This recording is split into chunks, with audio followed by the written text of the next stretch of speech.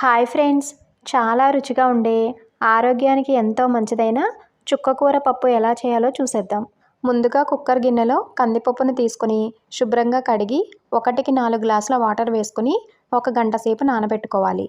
తర్వాత స్టవ్ మీద కుక్కర్ గిన్నెని పెట్టుకుని స్టవ్ని హై ఫ్లేమ్లో పెట్టుకుని పప్పు పొంగు వచ్చిన తర్వాత 1/2 స్పూన్ పసుపు, తగినంత కారం, 2 పచ్చిమిర్చి, 1 చిన్న ఉల్లిపాయ ముక్కలు, అలాగే 2 టమాటాలను ముక్కలుగా కట్ చేసుకున్నవి, శుభ్రం చేసి కట్ చేసుకున్న 2 చుక్కకూర కట్టలు, అవి మొత్తం ఆ కుక్కర్ గిన్నెలో వేసుకుని కుక్కర్కి మూత పెట్టి 5 విజిల్స్ రానివ్వాలి. 5 విజిల్స్ వచ్చి ప్రెషర్ తగ్గిపోయిన తర్వాత కుక్కర్ గిన్నె మూత తీసుకుని తగినంత ఉప్పు వేసి మెత్తగా మెదుపుకోవాలి.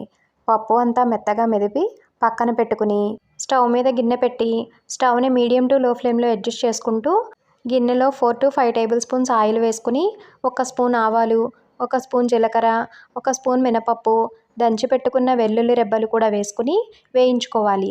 తర్వాత 2-3 ఎండుమిర్చిని కూడా తుంచి వేసుకుని బాగా వేగిపోయిన తర్వాత తరిగిన కొత్తిమీరను కూడా వేసుకుని వేయించుకోవాలి. ఆ పప్పు మొత్తం బాగా వేగిపోయిన తర్వాత మెదిపి పక్కన పెట్టుకున్న పప్పును మొత్తం ఆ పప్పులో వేసుకుని బాగా కలుపుకుంటే చాలా కమ్మగా ఉండే చుక్కకూర పప్పు రెడీ అయిపోతుంది. వీడియో నచ్చితే చిన్న లైక్ ఇచ్చి ఛానల్ని సబ్స్క్రైబ్ చేసుకోండి. Thank you.